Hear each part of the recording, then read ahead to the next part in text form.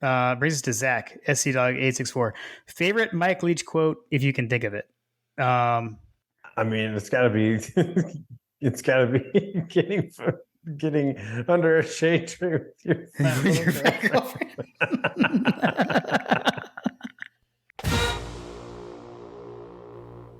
Welcome to My God a Podcast. I'm Jim Wood. In this episode, John Powell and I preview this week's matchup between the Georgia and Mississippi State Bulldogs. And we answer questions from you, our listeners. As always, remember to check out store.mygodapodcast.com to see our latest merch. And you can follow us on social media at My God a Podcast. Finally, we'd love for you to check out our presenting sponsor, Oxia Time, at oxiatime.com. That's AXIATIME.com. Now, let's join the conversation in progress. About to do a bottle kill. Oh, what are you finishing off? I picked up a spare bottle of Weller, and so I have just a little bit left, and so I'm enjoying the Weller Special Reserve this evening because this Georgia team is special. I like it. I actually just finished off. What did I finish off? I finished off that Chattanooga whiskey that I had. It was like a cask strength or something. It was pretty strong. So that actually just got poured into the Infinity bottle earlier tonight. I finished it, I don't know, a couple days ago. It's just been sitting there. Nice. I've got the Old Granddad bottled in bond tonight. Hard to find them these around these parts lately. Is it? Yeah, I actually I was in. Well, you know this because as I tend to do, I was texting you from the ABC store, but they had several bottles in one of our local ABC stores that I was in the other day. So it was That's awesome. You should have bought them all. I should have. Only like $20 though. I know, right? $20-$30, something like that. I can't remember. It's a good one. I do really like this. An excellent Bulldog Bourbon Social Club recommendation. Mm-hmm. If you can find these value bourbons, basically you just need to buy them all. I keep waiting. My local store does not have a couple of them. So Bottled and Bond, the Old Granddad, Bottled and Bond. Early Times is sometimes there, but not lately. I haven't really seen it lately. And then the Early Times Bottled and Bond, by the way. Right. And then there's another one, Old Granddad 114 is another bourbon that is fantastic that I don't think I've seen it on the shelf here at my local stores in like over a year and a half. Gotcha. It's just one of those. It's just one of those secrets. The secret's clearly out, or they just didn't plan very well. Right. Yeah, that Early Times Bottle and Bond, I've literally seen it up here. I've seen it once. And that was actually at that place in South Carolina that you turned me on to. That's where I got my bottle of that. So Southern Spirits. Yeah. Not a sponsor yet. Yeah. If you are local, apparently they have they're having a Pappy tasting this weekend. I got that email. I'm now on the email list, so I was aware. I'm like, do I want to drive to South Carolina this weekend? No, I do not. Yeah. I don't know. I may have to text Greg. I don't know. We'll see. I don't know what I've got going on this weekend. Maybe he'll want to go over and do that. There you go. So what do you have going on this weekend? This weekend, let's see. Nothing. Our season is quasi over. We have like a bit of a gap here before we do our end of season tournaments for Carter's soccer team. Okay. And so they're doing some prep for 11v11 this weekend on Sunday, but nothing on Saturday. So I'll probably be doing a lot of yard work, trying to eliminate all these leaves that keep falling in my yard. Oh gosh, seriously, I have to do that too. I actually today spent some time. We've had issues with like the dogs not coming in after we let them out, and we realized it's because they had found a hole and a way to get out of our yard, and they've been running around. So I spent. Kim was outside like calling for Murray, and then she saw him like 2 yards over, just like chilling and looking at her. I'm like, oh my gosh. So we've been having to leash the dogs only for the past couple of days. So this evening, before recording, I was shoring up the fence so that they can't get out anymore. Nice. So now that I've done that, now I need to do the same thing. Yeah, we got leaves everywhere, and I got to get like the last good mow. I actually just need to do like one more mow, I think at least, because we've got fescue here, so it grows a little longer. Mm-hmm. Anyways, as we've turned into a turf management podcast. Turf management. Seriously. Everybody, there's so many dads out there that totally get that. Seriously. Oh man. Well, that's good. I mean, reminder: you're also going to go for a run Saturday or some sort of exercise. I will be going for a run on Saturday. I've been a little lazy this week, so I'm overdue. Mm.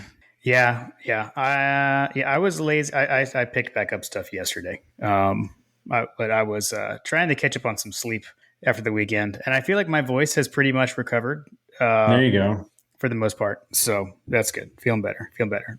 The high proof bourbon will fix all that ails you. So That's what I say. Have you taken your medicine today? The 1920, the Old not Forester today. 1920. Not today. But see, I was out of the 1920. That's why I finished off that Chattanooga whiskey bottle because that was the highest proof stuff I had. Was to knock everything out, make sure I didn't get a cold. Got it. So yeah, so bought the Old Forester to knock that out. Not to. I don't want to dwell on last week's too much, as this is the Mississippi State preview.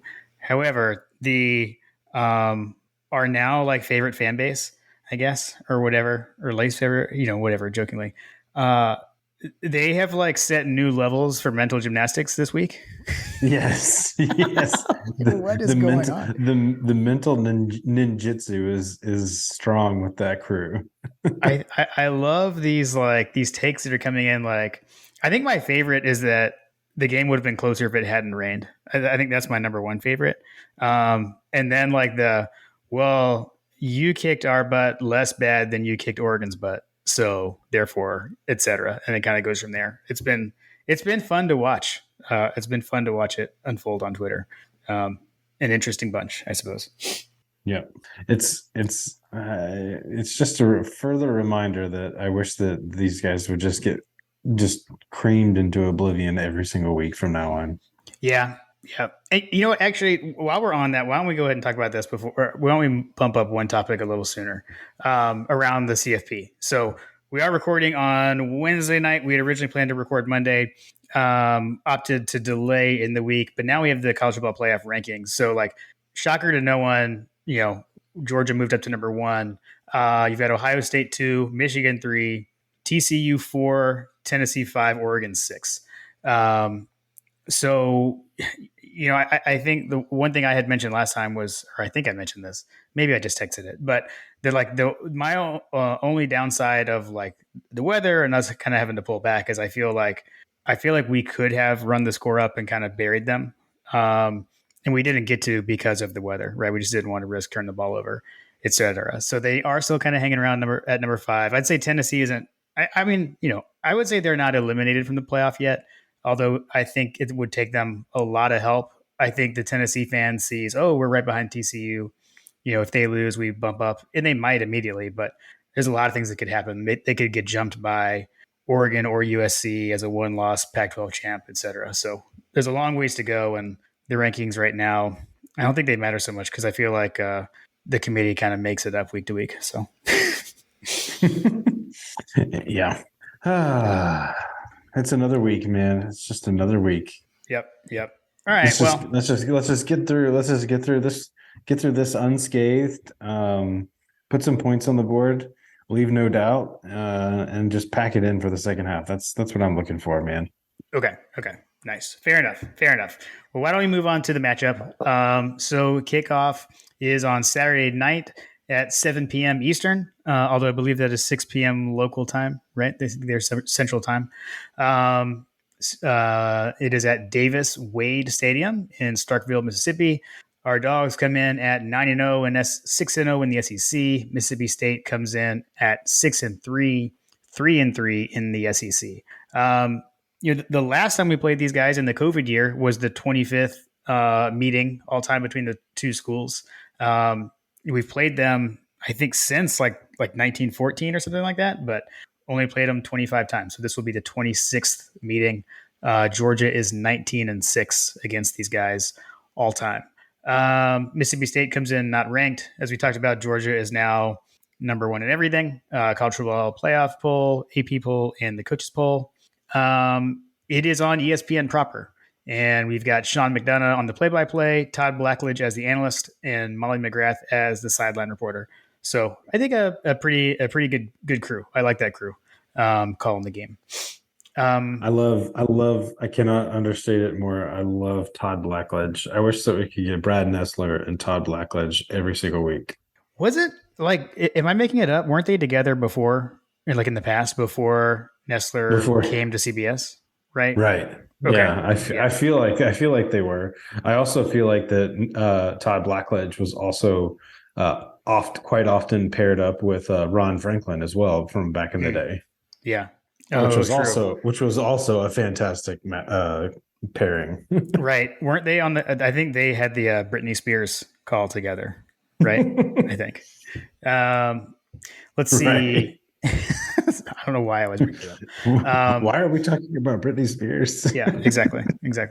Which is what Todd Blackledge asked Ron Franklin, from what I recall. Exactly. Let's see. The official hashtag that we won't use is UGA versus MSST from Mississippi State. And the weather, it's going to be cold, man. So partly cloudy. Yeah, partly cloudy throughout the day. High is like 53 during the day, but it's going to get down to 30 at night. So I don't know exactly what it'll be at kickoff. But in my extensive podcast research, I went back and was watching some of our game against these guys in 2020. And that one, based on what everybody was wearing, looked like that one was a cold one as well. So kind of throw it back to that there a little bit. Yeah, hopefully it's not a throwback to the stuttering that we did out there. As you recall, Jim, this was one of the games that we had earmarked for a trap game. Yep. Potentially. Yep. So, we're on the road in a fairly difficult to get to locale. Mm-hmm. I don't know. Do they fly in for this? Do they drive? What do they do? It's almost 5 hours. So I'm assuming they fly into somewhere and then bus over. But yeah, that's a good question. I don't know. Yeah, because it's kind of remote. Yeah, it's not it's not a major city or whatever. So I don't know. It's kind of. I've actually never been there. Have you ever been there? I've never been. I've heard stories. Yeah. I've heard stories of how terrible this place is. I've heard it's pretty much like it's kind of desolate. There's nothing else really there. There's nothing there, but yeah, it's like you are in the country, boy. Yeah. I almost picture it you rolling through town and tumbleweeds are blowing through every so often. Right. And can't move on without acknowledging that they are helmed by the Pirate, Mike Leach. The last time we played these guys was year one for him, and that gave us our glorious gift of Mike Leach as a bit. I don't know if we want to call it a cameo, I guess, on Friday Night Lights back in the day, telling Coach Taylor that he had lost his inner pirate. Lost his inner pirate. Yeah. I'm sure. I'm surprised. I'm surprised in that cameo he wasn't asking where Papa Smurf was, because he looks like Gargamel. Yes. Thank you, Jason Huggins, for never being able to look at him the same way again ever. Yeah, I can't unsee that now that he's pointed out. dear listener, we will post the side by side. Yeah, seriously, for real. You be the judge. For real. I believe that you have some fun facts. Man, I tell you what, there's a plethora of fun facts. I'm combing through which ones I want to call out. I did find one that was not. I did not send this to you ahead of time like the other ones, but so Davis Wade Stadium is the fourth oldest stadium in all of college football. Did you know? I did not. That's excellent. Yeah. It was originally built in 1914.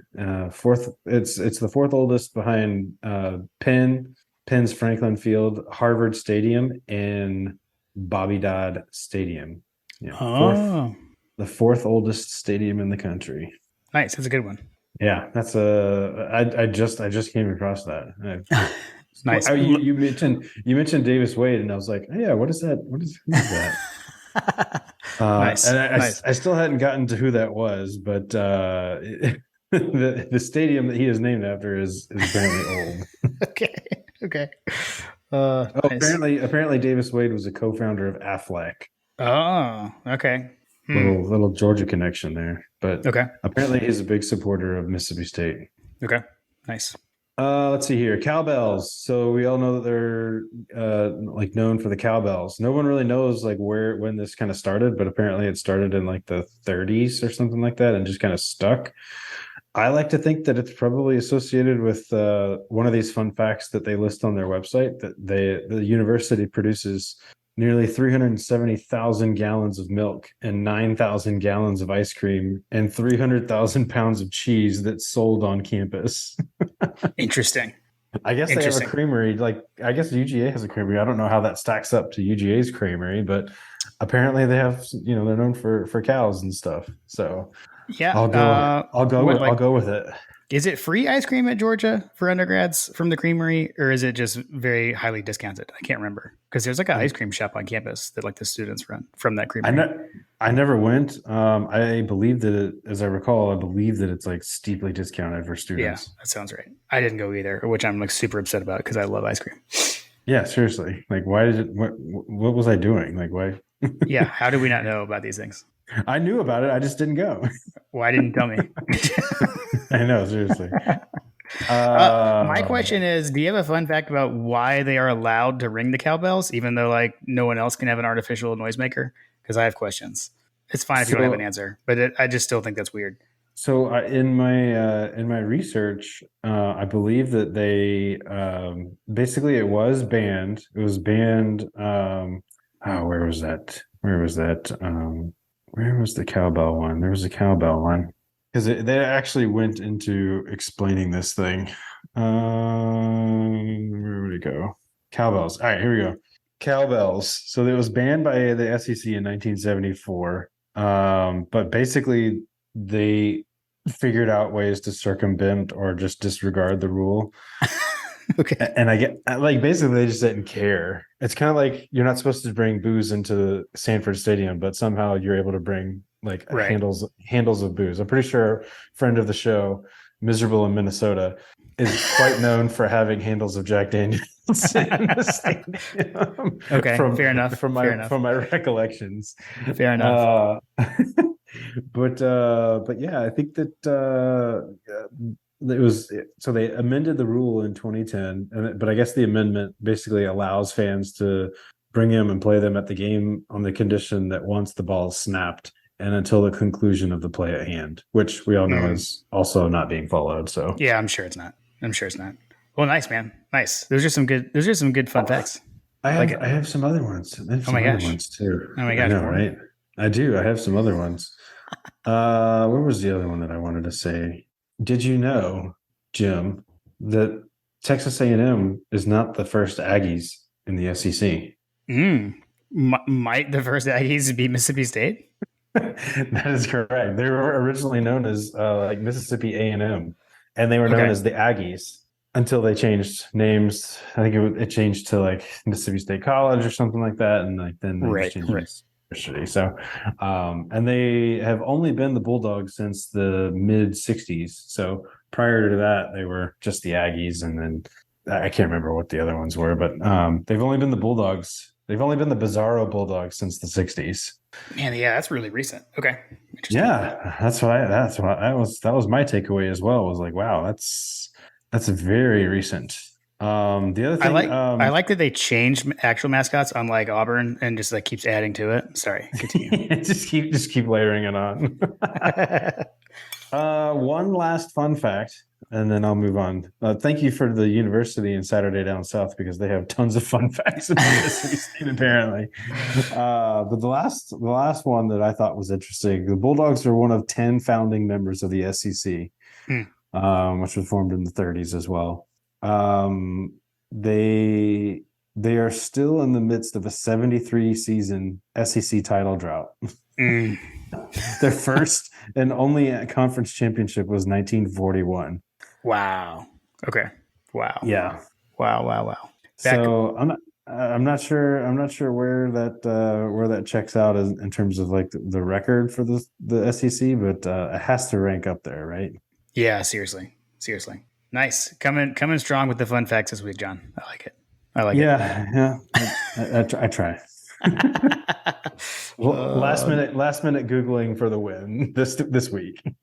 Nice, nice. Let's see. Let's hit the news and notes. I don't have a ton, but just kind of looking at Kirby's press conference for injury updates, etc.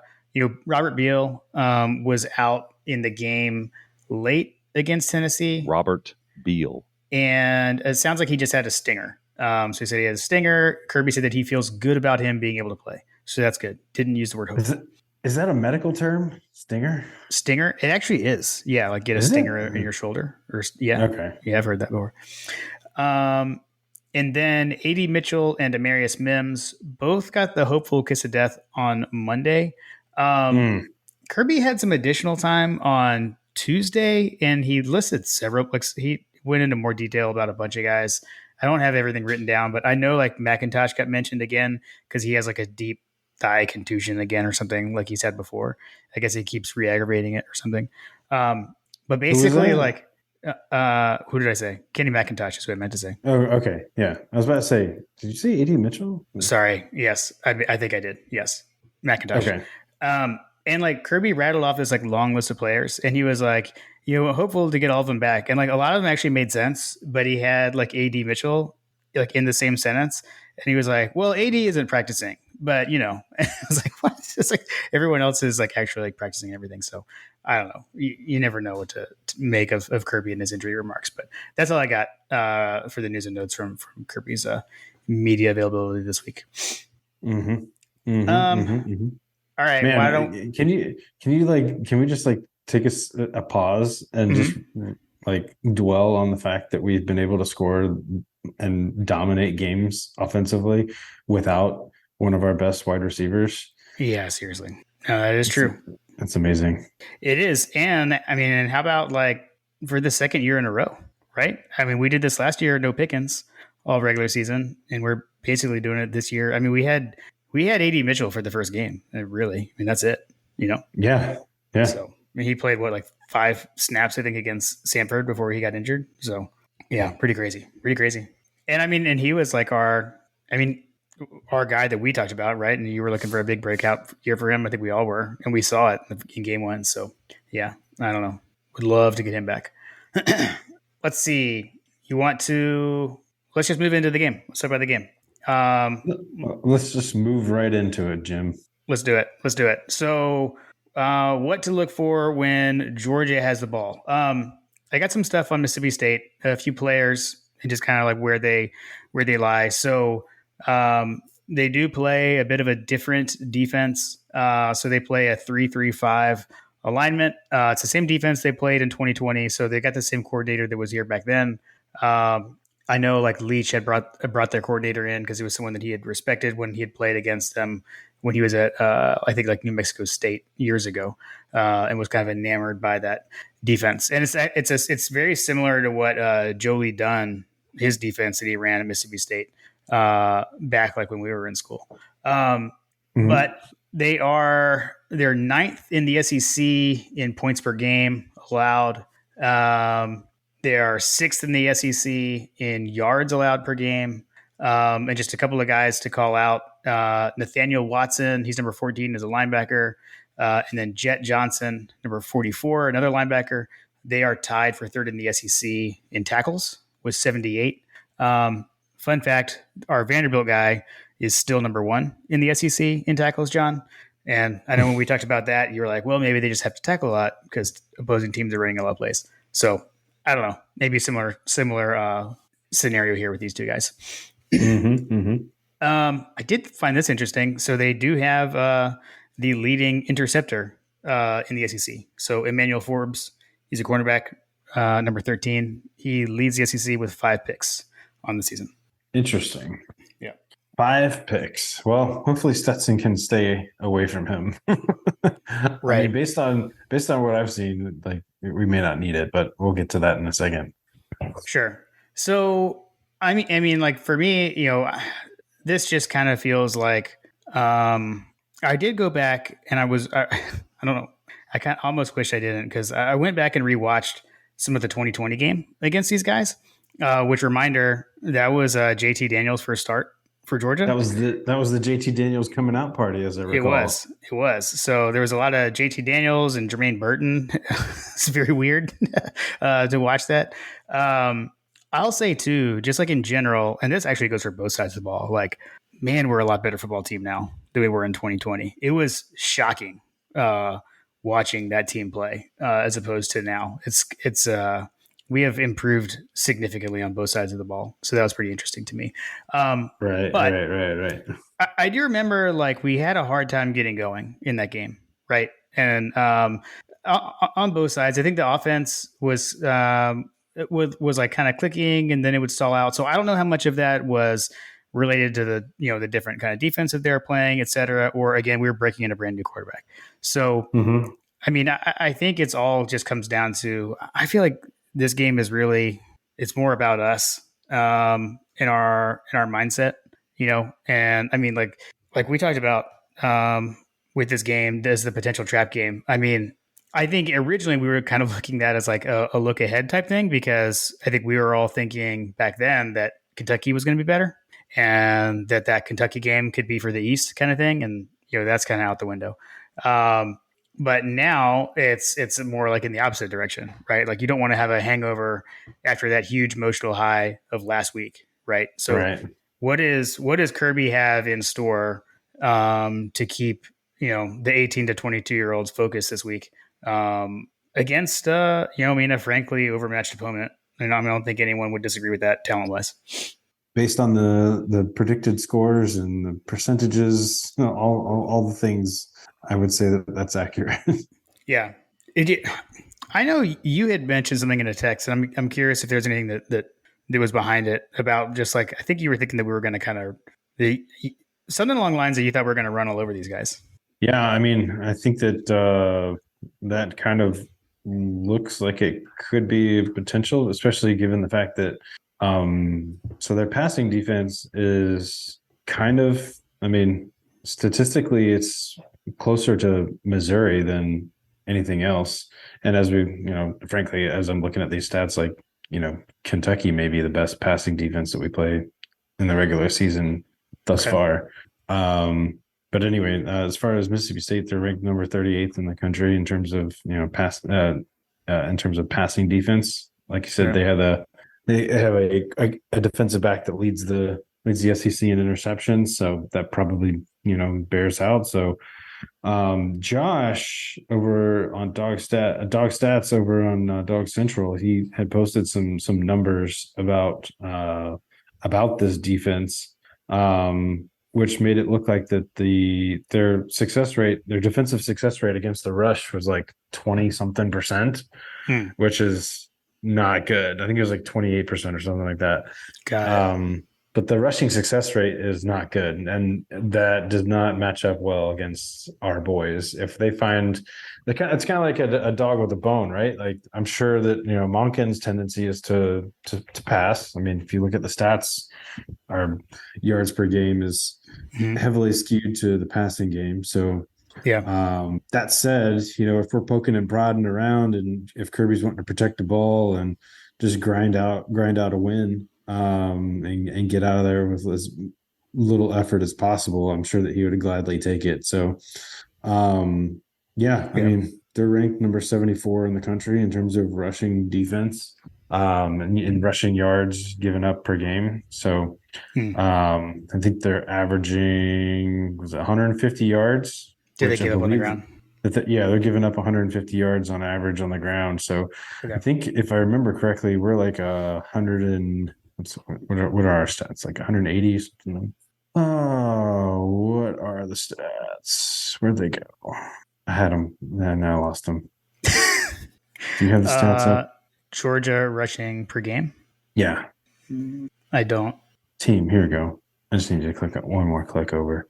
Oh, what are we rushing? What are we rushing? Yards per game, rushing attempts, yards per game, 200. So we're just under 200 yards rushing per game. So given the fact that our team is considerably more elite than pretty much everybody that they have played, with the exception, I mean, even even with Alabama on the I schedule.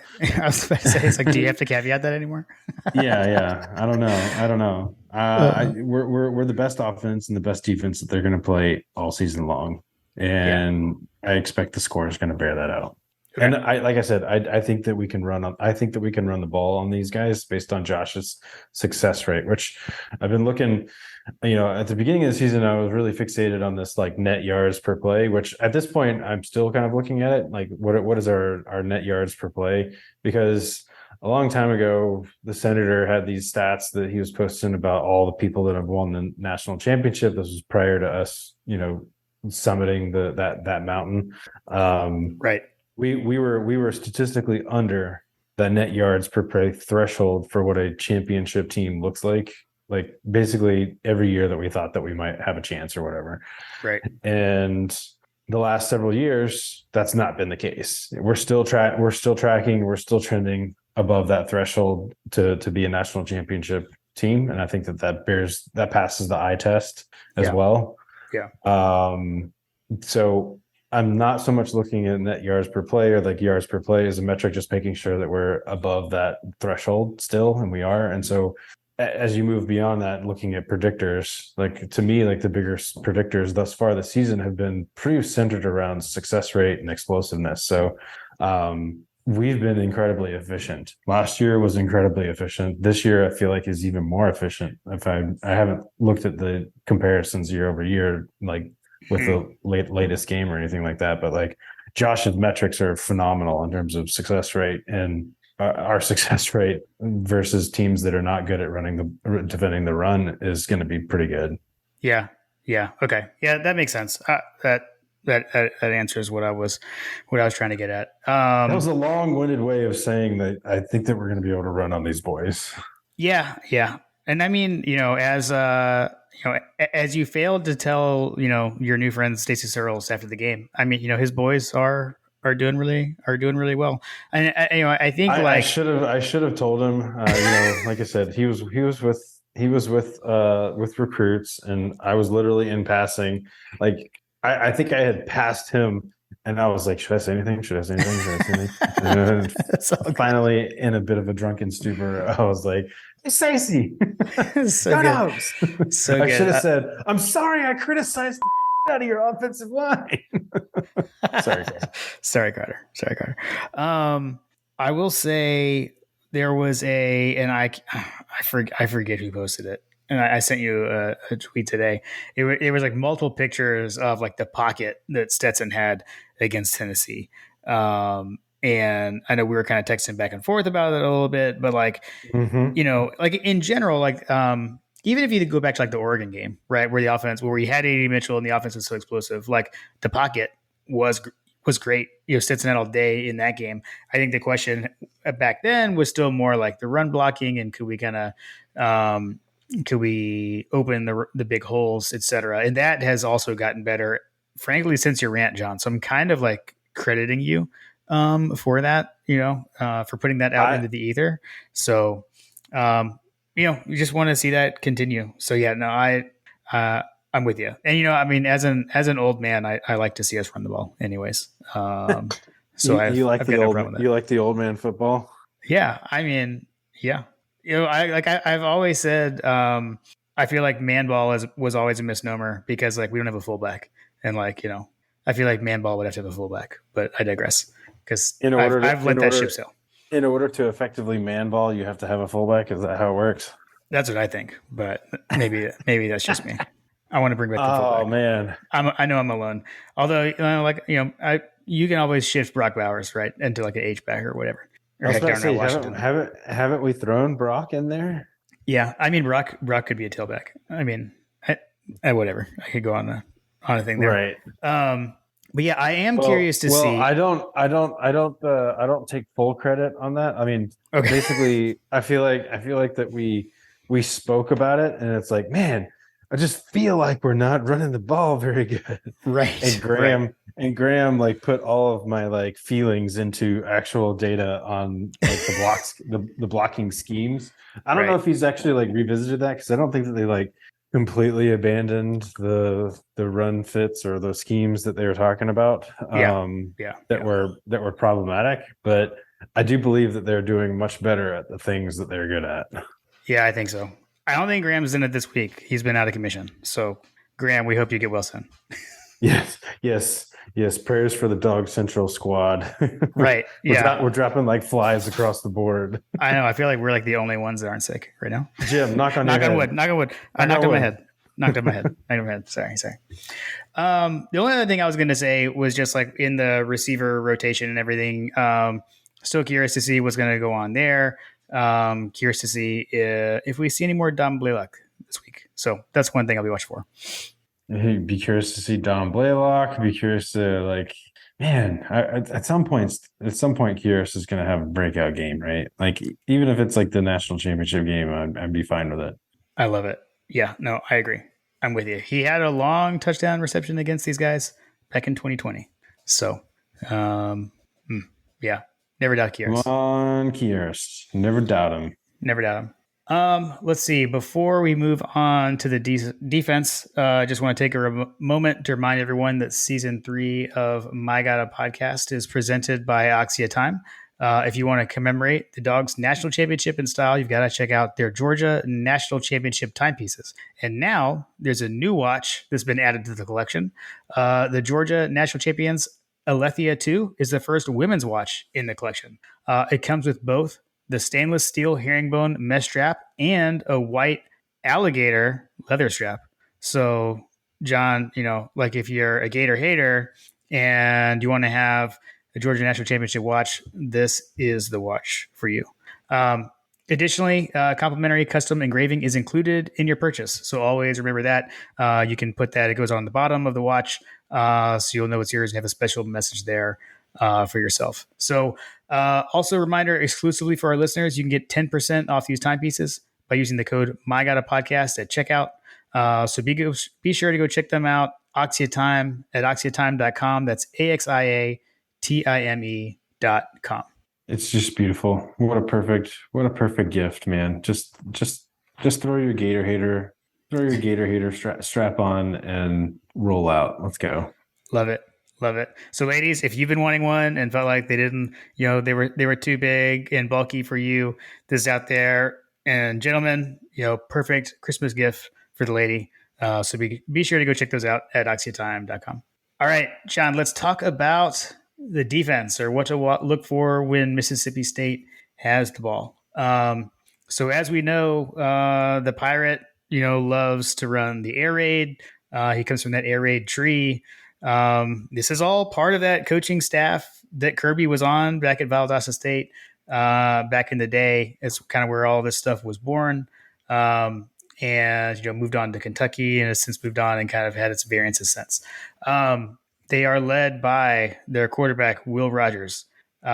He is 300 of 439 passing. That's for 68.3% completion percentage, 2,912 yards, 26 touchdowns, and only 5 interceptions. I don't know if you remember this. When we played them in 2020, that was his first start ever for them. He was a true freshman. And I think like in our preview, we didn't even know who was going to start. And it was kind of a last minute decision thing. And that he got the nod. And now here he is well atop the SEC passing leader standings. He is the number one passer in the league. That should be a surprise to nobody. If you look at like other players around them, it's interesting. Like they have 8 receivers with over 20 receptions. So, there's not like one guy that's doing this. They are spreading the ball all around. Just to contrast, Georgia only has 3 receivers with over 20 receptions. So they are really spreading it around. And then as far as running the ball, Dylan Johnson and Joquavius Marks are the leading rushers. But they also catch the ball a lot as well. They actually also both have over 30 receptions. So they throw the ball. They're going to throw the ball a lot. They're definitely going to pass the ball. I mean, obviously it begins and ends with Will Rogers. So I think that's Yeah, obviously they're a much more pass happy version of the team we just played, right? Yeah, yeah, and I don't know. I mean, like I know it's like a different, it is a different offense, and so like actually one of the things again I think that we talked about last time we played these guys, and it was 2 years ago, um, was that this is basically like the aerial version of the triple option, right? And so it's a thing that teams employ. Originally, it was deployed just like the triple option when you have a talent gap, right? You're not as talented, you do something that not everyone does, and you're trying to like use your scheme to make up for your lack of or your lesser talent than your opponents. Um, so a lot of it is like multiple routes. There's a route tree progressions for the quarterback, generally looking for the shortest pass first, then he's going to go deeper. And what I'm going to be looking for is what are we going to do to defend that? Because in 2020, we like did not get much pressure, especially early in the game. We were dropping back in coverage, so we were like rushing. We had a 3-man rush, and we were dropping eight into a zone coverage, and we didn't get much pressure. From what I remember in that game, we did like switch up the defensive line. I think late in the game.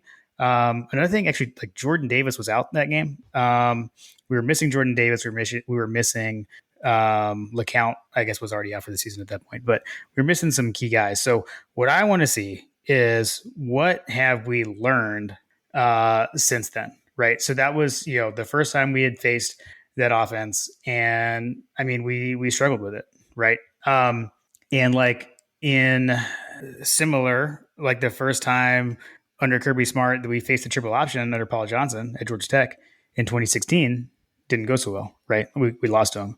But by 2017, Kirby had figured it out. He had figured out, changed up the plan, figured out how to stop it. So I'm kind of hoping it's similar here. I mean, obviously we still won the game, but they, it was not a runaway victory. I think it was like it was like we won by a touchdown in 2020.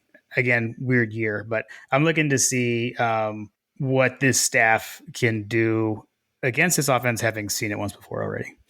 Yeah. I mean, I guess if you look at them how they stack up statistically, right? So passing offense like across the country, right? So Tennessee, the reason I said that they're more pass happy was that Tennessee's offense begins and ends with a run game. Mm-hmm. Yeah. And I believe that this game begins and ends with Will Rogers because Yeah. they are throwing it right at 50 times a game, whereas Tennessee's throwing it 32 times a game. Yeah. The average yards per attempt, Tennessee was 10.6, Mississippi State 6.5. So the little quick throws, like you said, I guess they're going to be looking for the short pass and then clearly not like throwing it too deep. Completion percentage wise, they're 68% versus Tennessee at 71%. Yards per game, pretty similar. Tennessee's 335 yards per game, Mississippi State 325 yards per game. Where that differs is that Tennessee was I think that they were averaging over 100 something yards, whereas Mississippi State is only averaging like 80 something yards per game, if I remember correctly. Gotcha. Where was that number at? The first rushing yards per game. Oh, that's passing. What's rushing? I was about to say they're definitely not rushing 300 yards. Where is it? Rushing attempts, rushing yards. Yeah, 81. Their rushing yards are 81 per game. Yeah, they're not they're averaging 3.5 yards per rush. I don't expect them to be able to look to the run game to save them at all. No, they basically just like run occasionally to keep you honest. It is from what I've seen. So right, which I don't know that. I mean, we've got the space eater that is Jalen Carter sitting there in the middle. So like, I just don't think that they're going to even. We're not even going to be bothered by any attempt to try to run the ball. So similar statistics: 26 touchdowns for Mississippi State, 26 for Tennessee. 3 interceptions for Tennessee versus 5 interceptions for Mississippi State. Yeah, I don't think that we're going to have any problem defending this team on the offense as long as as long as we have a sound tackling, which the Mhm. Tennessee game was pretty phenomenal. I mean, Yeah. Malachi Starks is just an absolutely phenomenal talent in terms of closing some of those quick outs where the safety has to crash down on the receiver and basically Yeah. make an open field tackle. We just have been really good. Javon Bullard has been a Mm. fantastic talent as well. Man, Javon Bullard has been playing lights out. Yeah, dude. I think that I think was it Jason that posted about his recruiting It and was how Dustin, the actually, I Dustin believe. was Yeah. Dustin. Okay. Yeah, he posted a nice little article right up on the development at the cornerback position. So Kirby Smart is making an absolute name for himself in terms of being able to coach up three-star talent into potentially, obviously he's done it a couple of times with Stokes, with D-Bake. It sounds like Bullard is the heir apparent to that that mantelpiece. Yeah. Yeah. And I'm, just going back to Jalen Carter again, I think I mentioned before, like a lot, I think a lot of the success these guys had against us last time, we were missing our stud defensive tackle and that Jordan Davis didn't play in that game. And, Right. having Jalen Carter back, his third game back now makes me feel a lot better. So cool, man. I Yeah, got to there's a cut. world. There's a world where we could potentially. There's a world where you could foresee us shutting them out. It just Yep. depends on how they. It just depends on what version of their wide receivers show up, and if the head coach is closing up the chairs that they don't deserve to sit on. Right. Do you Right. see that? I did see that. I did see that. I think we got a question about that. Um, Okay. let's see. So for special teams, just a couple of nuggets on them. They lead the SEC in average kickoff return yards at 29 yards per kick return. Conversely, Georgia averages 19.4 yards per kickoff return. The other thing I noticed is I found two kickers in their stats, so I'm not sure exactly what's going on, but Massimo Biscardi, I'm sure I butchered that name, seems to be the kicker now. But Ben Rabin has also kicked. He was kicking it earlier in the year. I'll say Massimo has the better name, but Ben Rabin has the better mustache. Just FYI, in case anyone is wondering. No, a new coach is over under how many times they talk about his mustache in the game. Nice, nice. Uh, let's see. You about ready to hit the listener questions, or did you have anything special teams?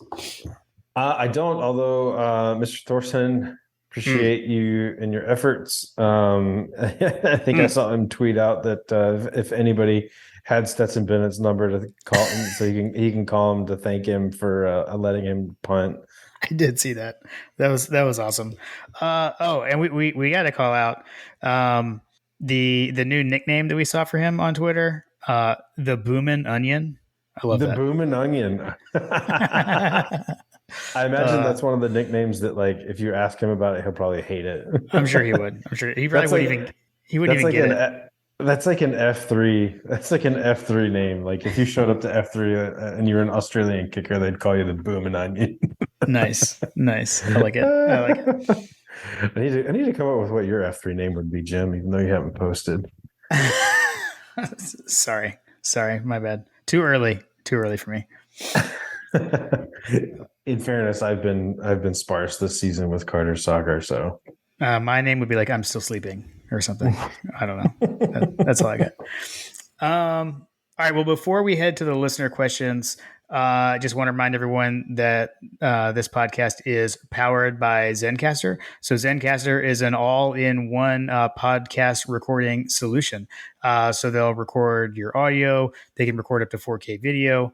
And everything records locally on each participant's computer while you're recording. So that way, you get a local recording. Everything's not going over the internet, to the cloud live. So kids see a much better quality recording locally. So, John and I, we were trying to figure out how to do this when we got started, and Zencaster is the solution we landed on, and we've been using it ever since. So, if you are interested in starting your own podcast, go to zencaster.com/pricing and use our code MyGod you'll get 30% off your first 3 months of Zencaster Professional. We want you to have the same easy experiences we do for all our podcasting and content needs. It's time to share your story. All right, John, let's hit the listener questions. Let's do it. We love our listeners. We do. We love the questions every week. Thank you to everyone who submits them. Much appreciated. Let's start off with John Michael D. He has a throwback to the Tennessee game, throwback to UT, but has there been a more satisfying opponent desperately trying to score a touchdown at the end of the game? Oh my gosh. Yes. I mean, seriously, like there, Yeah. I mean, Wes Rucker, if you don't follow him, like look up his tweets, dear listener.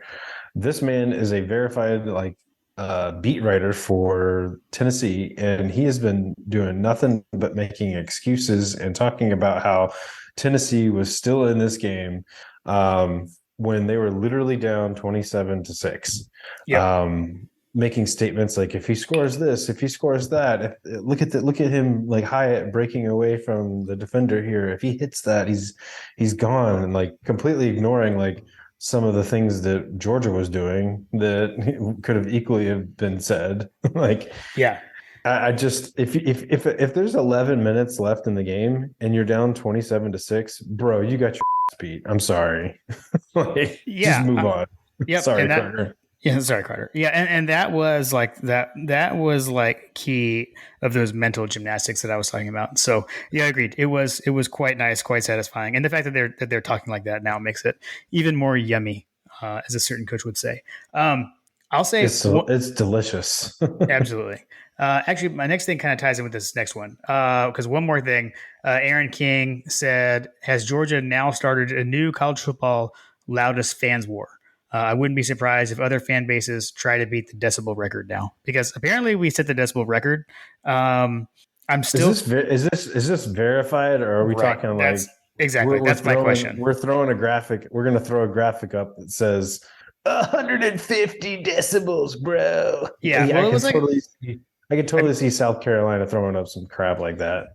Well, yeah. So I mean, it was showing on the jumbotron, but I don't know where that register is, right? So it said 130 or 130 something. So I have the same question. I don't know if you saw this, LSU Alabama, because like they've got a seismograph. The seismograph, yeah. And at the end of the game, when they scored the touchdown in overtime, and when they successfully converted the 2-point conversion, those plays both registered on the seismograph on campus because it was so loud. So that's pretty cool. I don't know. Like if you have a seismograph built on a swamp, like, does that really count? Okay. The ground's already moving underneath you. Fair. So the other thing I wanted to add here was something that I forgot to talk about in the last one. And actually Dwight was giving me crap about it at the tailgate. Cause he had asked like over under times we're going to hear Rocky Top. And he was making fun of the fact that I think I said 4.5 and you said like 11 billion or something. Like random, but my point is, I actually personally never heard it. We were so loud you couldn't hear it. Nathan gave a count on. I was just about to say, yeah, he is assists the Redcoats, I guess I'll say. So he's much more in tune with those things. So yeah, his count was actually something like 8 or something, I think. So it hit the over from what I said, but I heard it 0 times. I know they played it after they scored a touchdown. I could tell they were playing it, but you couldn't really hear it. It was interesting. It was literally that loud. Okay, so enough about Tennessee. We can move on. I figure if you have a song, like, I'm just saying, like, whatever. I don't make poor life decisions. But right? If I were an opponent that had a song that I knew that my opponents hated, I would play it all. I would play it the entire time I was in the stadium. Right. Yeah. Yeah. Like they do. Right. They should. I mean, yeah. If you only played it 8 times, like, they didn't have any reason to play it. But you don't have. That's what I'm saying. Like, yeah, they shouldn't need one. Like, just play it anyways. Just to annoy everyone in the stadium. Gotcha. Yeah. I'm telling you, man, Florida at its peak, like back in like the 2000s or whatever, like back when Spurrier and Meyer were in charge, like they used to play that stupid. Oh my god! Yeah. I hated that thing. Oh my god, I hated that thing. You also hate the South Carolina Gamecock screeching in the stadium. Yes. That's also quite annoying. Yes. Let's see, 51-7 GATA. As we get ready for another game with Hale State, do you think Dan Mullen will ever get back into coaching? Apparently, he's trying to get on in Kirby's good graces because he keeps talking up Georgia all the time He in the keeps media he these days. keeps he keeps hyping Georgia up, and he's on Lake Lanier or something. I don't Yeah, know. Lake Oconee, I think. Lake Oconee. Yeah, Yeah, that's what it was. You're right. I was wrong. Yeah, I'm sure he'll end up being. I'm sure he'll end up coaching again at some point. Somebody with a terrible offense that may or may Hmm. not be in the state of Alabama is probably going to look for someone to come in and help them. I'm not Fair. saying that it's Alabama, but like, isn't that the land of misfit coaches? That's true. That's true. Yeah, he'll go back. I don't think we've seen the last of Dan Mullen. I don't although know where it'll be, although but although that certainly would be saying something if Mullen isn't already there. That's certainly saying something, right? that's a good If point.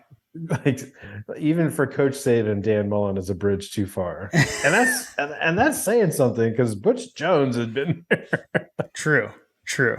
Fair.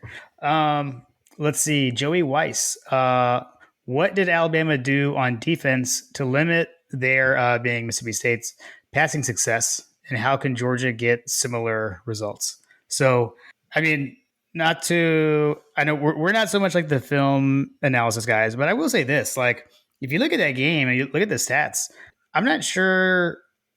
Like Alabama and Mississippi State actually had like similar passing yardage numbers in that game. So, I mean, I think the main thing they did was keep Mississippi State out of the end zone.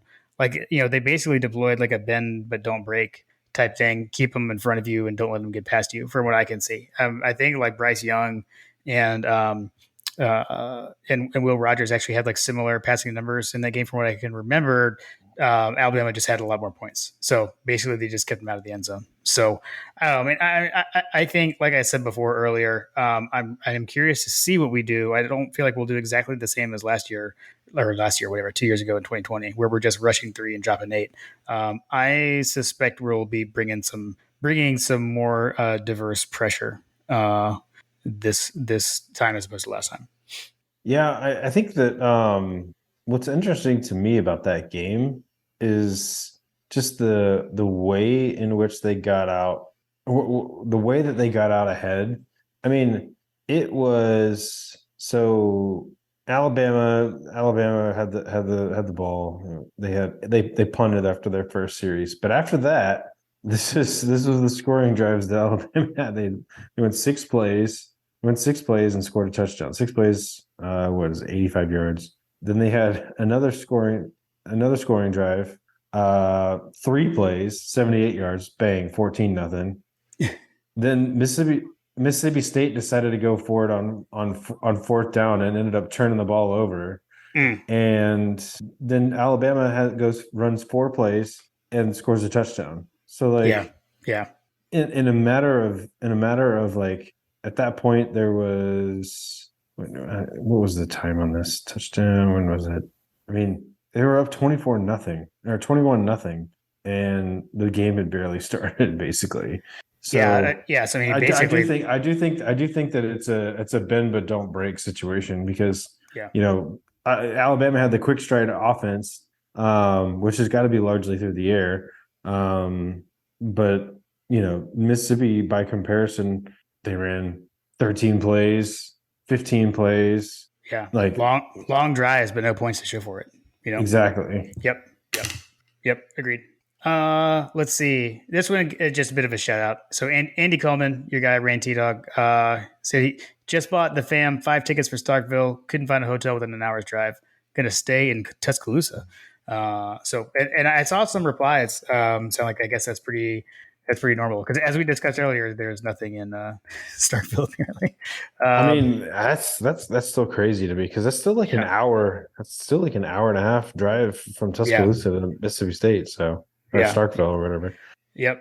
So safe travels, Andy.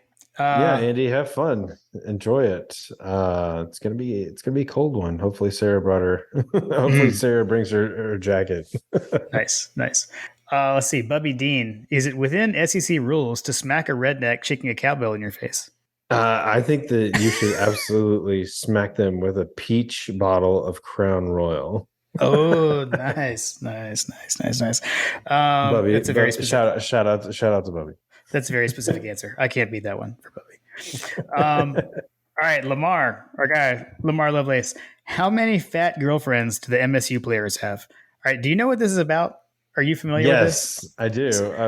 I mean, apparently, I've got some audio. I've got some audio for the uninformed. Do you want to oh hear it? yeah, All let's right, let's hear it. let's let it run. It's just quintessential pirate. All right, here we go. I'll get in trouble for this, I'm certain, but where instead of playing hard and getting a first down and getting a play, then you want to sit behind a shade tree, eat a fish sandwich, and drink a lemonade with your fat little girlfriend, and that's what we're shooting for way too often. I thought, when can we relax, making judgments on plays, and well. Yeah. I don't. So apparently, he said this before, and this was like the return of the little fat girlfriends. He had a rant. I don't know whether it was at Texas Tech or Washington State, and this is like an analogy he used before. He has used before in the past, and this past week was the return of the little fat girlfriends. So Man, I'm not sure. There's so many. I have so many questions and comments about that audio, but I mean, I guess that it's just one of those things. It's like I don't know. It's so weird. I guess I hope they have a lot because I think that means that they're not playing well. So yeah, oh yeah, for many. sure. I think I'm taking it to mean that they're lazy and not willing to close the deal on something more. If that bears fruit, sounds right. I'm not entirely sure. So I would say that probably tracks with like, do you remember was there an article or an interview that they did with some former Mississippi State players that were like talking about like, what's it like to play for a guy like that? And like, they would talk about like the quarterback room and how they would spend hours in the quarterback room talking about like philosophical debates and things like that. Like this has nothing to do. Do you know what I'm talking about? I'm gonna have to source this. I don't think I've seen this, but it sounds very on brand. It's so funny. They would talk about having to go to meetings for hours and like discussing like all sorts of things that had nothing to do with football. Amazing. Which basically sounds like a Mike Leach press conference. Exactly. Which gets me to brings us to Zach, SC Dog 864. Favorite Mike Leach quote, if you can think of it. I mean, it's got to be getting under a shade tree with your fat girlfriend. I mean, that one is hard to beat. That's pretty funny, right? It is hard to beat. Okay, so I've got some more audio, and I'm not going to play the whole thing because it's like ridiculously long. But I'll kick it off. So we've talked about this before. So this is when he was at Washington State, and someone asked Mike Leach if all of the Pac-12 mascots got into a huge fight, who would win? And this is what he said. Well, first of all, what kind of mythical powers does a Sun Devil have? We got to consider that. I'm going to say the Wildcat's out. The Trojan, does he have a horse or is he on foot? Does he have a bow and arrow or just his sword? I love like how seriously he took it. Then he goes into all stuff. He's like, well, you got a bear. It's Stanford. I mean, if it's a tree, I mean, it's going to get chopped down. And all it's like he answers it like so. He takes it way too seriously. Or I don't know. I guess he's not taking it seriously, but whatever. He goes on and on. So that was my favorite. I'll never forget when he did that. Oh my gosh, there was another similar exchange where he was asked if a hot dog was a sandwich. Amazing. I got into a debate about that with Mecole Hardman in his Twitter space once. It was pretty funny. Oh, you did? Well, I mean, like it wasn't so much that I got into it. He was hosting a space, and that was like the title of it. And I joined it at one point and gave my thoughts on it. Well, while we're on the topic, like what is your take? Is a hot dog a sandwich? No, a hot dog is a hot dog. That's my take. But I've heard some pretty good arguments. That it's a sandwich. I'm not gonna lie. Will Kaplan asked, "Is Mike Leach okay?" Which I've got the audio that prompted this question as well. I'm working on this trademark cough. What do you think? Oh my gosh! Seriously, it's getting better too. Well, then We marched it downfield. I thought we could have been closer, and then Oh my gosh! So yeah, that was at his press conference this week. Okay, sorry, no Oh more, my no gosh, more Mike Leach soundbites. his Sorry. entire press conference was like him coughing. I'm like, dude, coach, you sound terrible. I know. Yeah, Not to mention the fact that he looks terrible compared to like his audio from Friday Night Lights. that's true. Yeah, yeah. How long ago? I guess that was a pretty long time ago. But yeah, hopefully he is okay. I don't know. But I mean, the coughing made it into the fat little girlfriend as well. So Oh yeah, for sure. I'm wondering if he has RSV like John did. Mm. It's going around. Could be. Let's see. Next up, we've got Rambo. Is Mike Leach? Oh, I meant to look this up and I forgot to. Apologies. Is Mike Leach teaching a class like he did at Washington State? And can we take it online? I don't know. We'll have to put glasses on it. Let's move on. John, you like to do the Googles and see if you can find it, and we can come back to it if you find anything. As far as not that I'm aware of, but we'll try to put glasses on it. Let's see. My dog bites. What's the over under that Leach will fold up all of the chairs for his wide receivers this coming weekend? So that's what you referenced earlier. So I guess he was mad at his receivers play, and he started folding up their chairs on the sideline, saying that they did not deserve to sit down. I'll let you answer the folding chairs, and then we're going to come back to the class. Oh, okay. We have late breaking news. Over under. Wait, it was an over under, right? Over under that he will, or is it the over under of how many chairs he's going to fold up? I'm going to set the over under at 3.5 chairs folded up. That's my line. All right. So John, is he teaching a class? He is. Yes. What is it? He is teaching a class. Let's see. I'm trying to see. Are we talking alongside? I'm like scrolling through like what the class is on. Oh, okay. It's on successful football and warfare tactics. What? Oh my gosh! I mean, like that's up there with coaching principles of basketball by Jim Herrick Jr. Yes, he's teaching a special class. Okay. I guess it's similar to the thing that he did at Washington State. But yeah, he has insurgent warfare and football strategy. Okay. Got it. And I guess that he teaches it with his friend Michael Baumgardner, who Interesting. He sounds familiar. Oh, that's right. He was at the embassy in Baghdad in Iraq. Okay. Interesting. A former senator or something like that. But yeah, he teaches that class.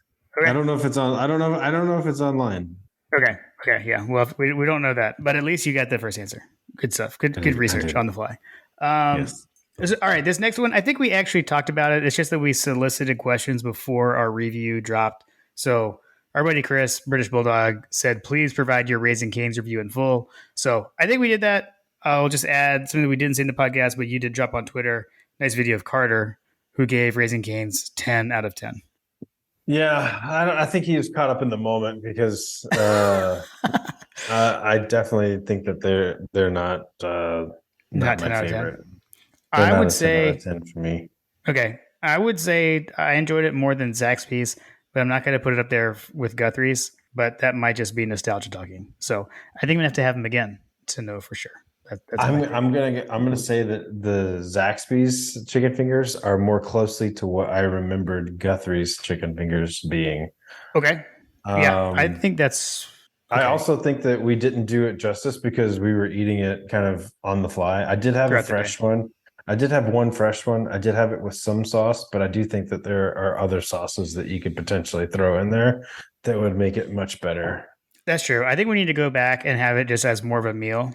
Like just sit down as a meal, and we'll get it better. So we'll check. And back I believe again. And I believe that they have other varieties than like just the original. I could be wrong, but some have spicy, and you could have it tossed or whatever. But I'm not sure they do. Listen. My wife and son are two peas in a pod when it comes to like what they order at what they ordered as kids.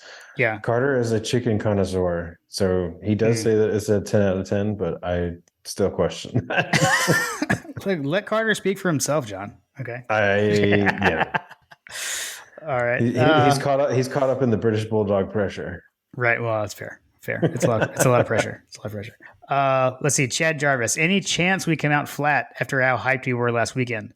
Maybe a slow start, fall behind, then come on like the normal Georgia.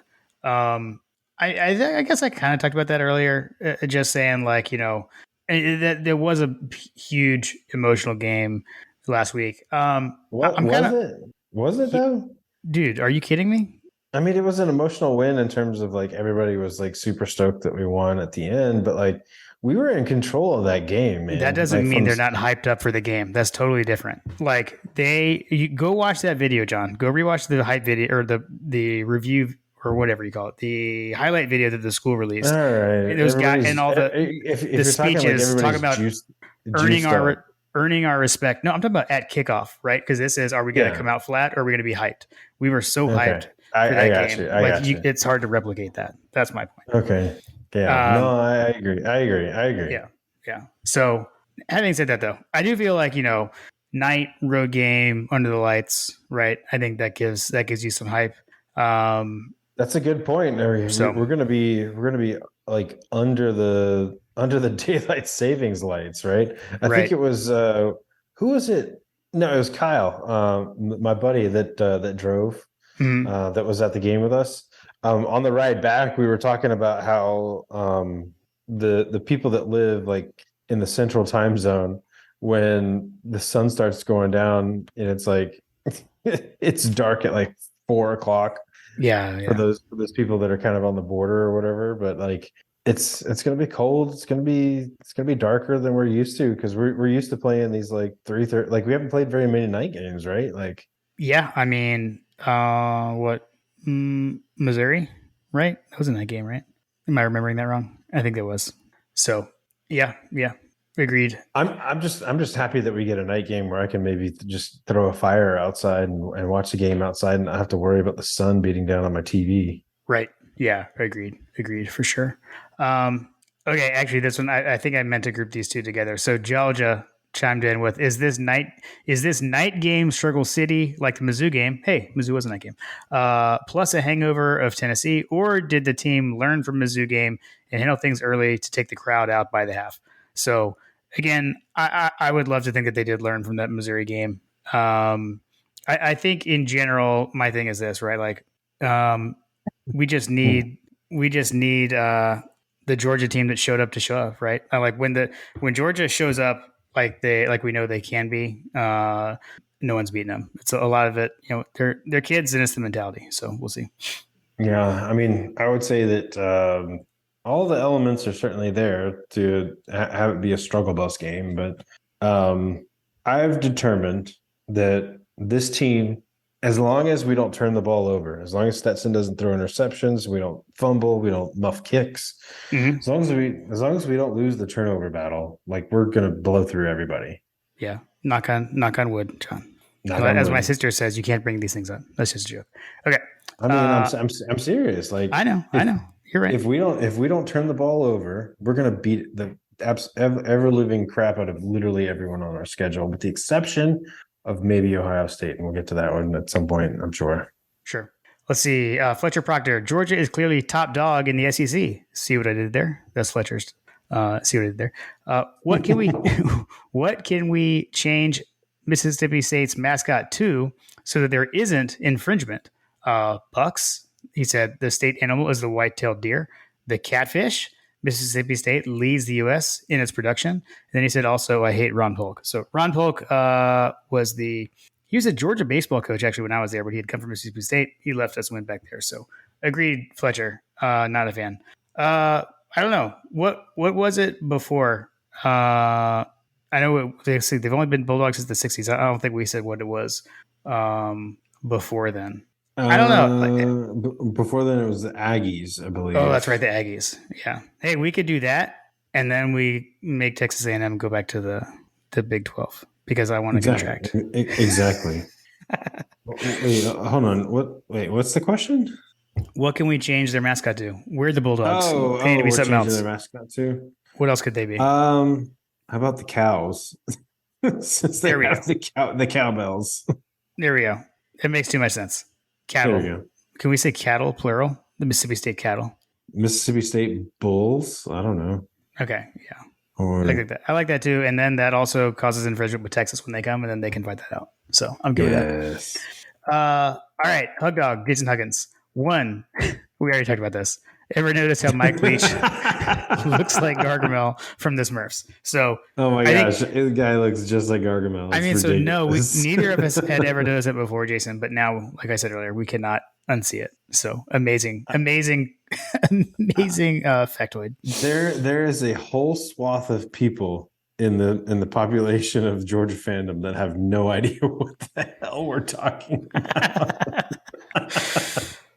When you say people don't know who Gargamel is, come on now. No, I guess not. I guess they had some recent movies, so I guess I could say that like even the True. millennials and whatnot, Gen Z, they probably have seen some Smurfs movies, but they don't appreciate the cartoon version of Gargamel that looks exactly like freaking Mike Leach. Fair. Okay, second question from Jason. More critical for a dog win in Stark Vegas. Defense gets constant pressure on the quarterback or Georgia establishing the run game? What do you think is more important, John? Establishing the run game. Based on the depth of throws, I don't think that we're going to be. I mean, it's going to be one of things. It's going to be one of those things where it's like they're going to be doing these little quick outs that, I guess maybe I underestimated the run game, quote unquote, because true run plays, they're 80 yards, right? But like if your average depth throw is like 6 something, some of these little quick outs are really designed runs, even though they count as pass plays. So I don't know that we're going to be able to get pressure. Now that said, like I didn't think we were going to be able to get pressure on Tennessee, but we blitzed them like literally 60 something percent of the time, and we're able to get pressure. So I would say that there's a recipe there for us to continue to try to do that on a quick passing team. Again. Yep. So I would lean towards the run game. I believe that we can move. I believe that this could be a game that like Dejon Edwards and Kenny McIntosh and potentially Branson Robinson and potentially Kendall Milton, like we could all run home happy.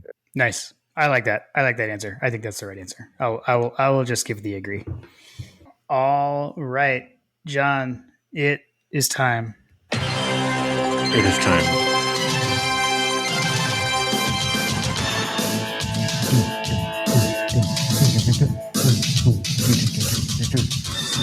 It is time for Coach Truebill's over-unders.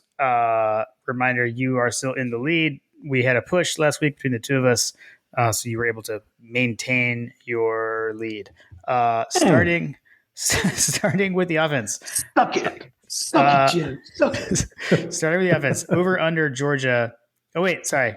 As you were in the lead, you get to pick who goes first. Do you want me to go first, or do you want to go first? Yeah, I'll let you have honors, Jim. Okay, over under 300 passing yards for Georgia. I'm going to say over. I'm going to go with over. Okay. Georgia players that score touchdowns on offense. Over under 4.5. I'm going to go over. Okay, agreed. And then over under 2.5 rushing touchdowns for Georgia. I'm going to take the under. I'm going to go over. Okay. Switching to the defense, and you can go first on this one. Over under 1.5 forced turnovers. Sorry, I was just like running the math on my over unders there. Touchdowns. Oh, that's fine. Go. Sorry. Over under 1.5 turnovers for Mississippi State. Wait, this is our defense. We're on our defense. Over under 1.5 turnovers that our defense gets. I'm gonna go under. Okay, agreed. Sticking with the defense, over under 300 passing yards allowed by Mississippi State, and I'm going to go under. Under. And then over under Mississippi State total offensive yards 350. It's a good line. I'm going to go under. Okay, Agreed. Under. And on the special teams, over under 2.5 punts for Georgia. I'm going to go over. I'm also gonna go. I'm gonna go under. Okay. And then miscellaneous. ESPN shows Uga and Bully together. Bully is their bulldog. Over under 1.5 times. Over. Okay. Under. Ha ha ha. Oh, I have written that down. All right. Awesome. Coach Trill, thank you as always for sending us the over-unders. We thoroughly enjoy them. And thank you for tracking them. Eager to see where the standings are after this week. All right, John, let's get into our final predictions. So the line is Georgia is favored by 16.5 points. The over-under is at 53.5 points. So that would give you an implied score of Georgia 35 to Mississippi State 18.5. Our guys at Chapel Bell Curve, the CBC R2 Sam has a predicted score of Georgia 40.1 to Mississippi State 18.1. Odd Shark has Georgia 47.5 to Mississippi State 27.7. You want me to go first, or do you want to go? I'll let you go first. So I kind of said earlier, like actually, so some friends of my parents came to the Tennessee game with us, and after the game, we got back to my parents' house. We were eating dinner because they stayed with us, and the dad said to me, because so his son that came with us is a huge Georgia fan. He is not, but he was cheering for Georgia, for his son. And he looked at me and he said, "I don't think anybody's going to beat that Georgia team." And my response was, "I agree. It's just that Georgia team that we just watched isn't always the Georgia team that shows up." So kind of what we talked about earlier, right? Like what Georgia is going to show up, how seriously are we going to take it? So we're going to win this game. I think just like the mindset and how we're attacking the day, so to speak, as somebody would say, I think it's going to depend. Like that's going to dictate how much.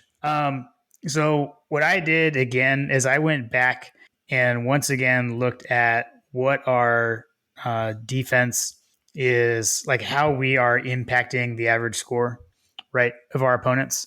And I actually added in this time and took a look at our offense. So like how much more our offense is scoring on a team than that team allows. So we're holding it, and I look at this only within the Power Five. So we are holding our opponents now to 18.15 points below their average scoring as far as what they tend to score against the Power Five. And we're scoring 12.34 points more on opponents than their opponents in the Power Five score on them. So using that, I'm going to go Georgia 38, Mississippi State 10. That's a win. That's a cover. And it's the under. Nice. I'm going to go 40-16. Okay. Nice. 40-16. Okay. So that's a cover, right? I mean, yeah. Spread 16, right? Yeah. I was told there would be no math. I'm just saying. Still there be no math. Cool, man. Well, what was that cough? You sound like Mike Leach. No, I'm just kidding. I do. I sound like Mike Leach. I need to go get an albuterol puff. As you may or may not know, if you have a family of asthma kids, this time of year is brutal. So yeah, I don't fall solidly in that category, but I'm a little bit in that category. So struggling today. Gotcha. Yeah. Like I said, I'm not saying that I've felt the greatest all this week, but I think mine is more just to staying up late over the weekend and screaming at a football field in the rain.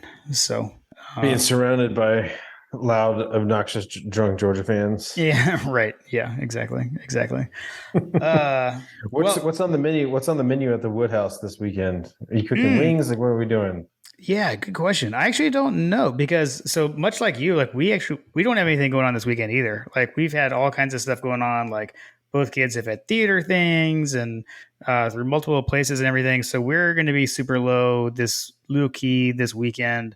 I think we might go see the new Black Panther movie. I'll say because I believe that comes out Friday. So maybe try to go see that this weekend. other than that, super low key. And with it being a night game, should have time to actually like cook dinner before kickoff. So I don't know just yet. I'll tell you, bean dip will be involved because the kids are well, Ella's going to request it. Lily isn't as big into the bean dip, but Ella loves it. And she's like, is there a game this weekend? Are we watching the game? Are we going to have bean dip? So bean dip will be on the menu. Main course TBD at this moment. Might do burgers. Might do burgers. You have to send me the recipe. I'll send you the recipe. I know we talked about it, but you got to send me the recipe so that I can partake as well. I'll repost it. It's on our Instagram somewhere in the history, but I mean, so do you like guacamole? You watch it in there. I love guacamole. Okay, so here's the quick version. It's a layer of guacamole, then sour cream, then black beans, and then you add in a layer of salsa and then cheese. The key is to thoroughly drain things. So you want to like thoroughly drain the black beans out of the can. And I strain the salsa in like a mesh strainer. So I do the Jack's salsa mild and throw it into a Jack's. Just the Jack's? Because the Jack's has multiple versions, right? Yeah, it's the one with the yellow lid. I can tell you that. It's like the more like standard one. It's not like the fancy flavor or whatever. It's just like the plain as far as theirs goes. They all have yellow lids, just FYI. They do? I thought there was like different colored lids based on it. They have different color like bands. Oh, okay. All the lids are yellow. Okay. Does that make sense? Yeah. Yeah, it does. I'm familiar because I used to work like back in the day. I used to work in the deli at Publix. Okay. And I used to stock this stuff all the time. It was really good. Well, you're like questioning me. I'm like, man, I don't so I'll have to go check. I'll let you know. The garden fresh mild salsa. So that sounds right. I'm guessing it's the green label. Okay. Yeah, that sounds right. That's right. It's not like there's like a garlicky one. It's not that one. Like it's the garden fresh. That sounds right. Or that's what I use. But you can change it up and use whatever you want. Garden fresh is the brand, but yes. So I thought Jack's is the brand. Jack's special salsa made by Garden Fresh Gourmet. We've gone off the rails. Sorry, Carter. Okay. So, anyways, I'll send you the recipe. That's the key is on the straining. So strain the salsa. That's intense. Yeah, you don't want it to get too runny. So okay. Yeah, I will say that's one drawback to Jack's salsa is that it's super runny. Yeah. Yep. What about you? What do you get? Well, so you're hoping to sit out by the fire. I know I got that earlier. I'm definitely going to sit by the fire. I've got to mulch or burn or do something with the leaves that are in my backyard. I got to figure that out. My mower is not powerful enough to completely turn them into powder like some of my neighbors, but I've got to figure that out. Gotcha. I have a hand-me-down smoker that I've used before, but like it needs like parts and stuff. So like I don't know. I may refurbish it and try to smoke something. But I've really been wanting to smoke a bud. That's been my thing, but I haven't done it yet. We'll see. We'll see if I get there. I've also been flirting with getting an actual smoker, like a Traeger or something like that. Okay. Cool. Yeah. I mean, you've got all day. This wouldn't be a bad day to try it. I know, right? I know. Well, we've also got people coming in town for Thanksgiving, so like I may do like a dry run just to like get something going. So. Right. Nice. Cool. Well, this was fun again. Always fun to discuss a matchup with the Pirate. Makes for fun conversation. This guy is so weird.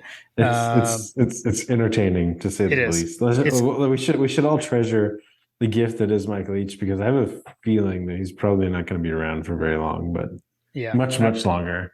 I always questioned how he would fit into the SEC, and I guess we're seeing the fruits of that now. So I'm just saying, like if Dan Mullen gets fired after like a handful of seasons or whatever from a place like Florida. Like, I get it, it's Mississippi State, but like the guy is weird, right? And not to mention the fact that he looks like he's getting sick. I don't know. And coughing. But like he's closing, he's in the middle of the game, he's over on the sideline closing up chairs. like what? What are you doing? Oh man. Yeah, he's interesting. He's interesting.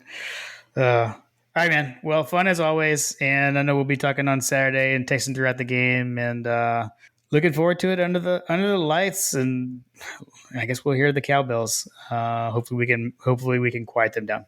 I got a fever. Nice. The only, Nice. only prescription for it is no more cowbell.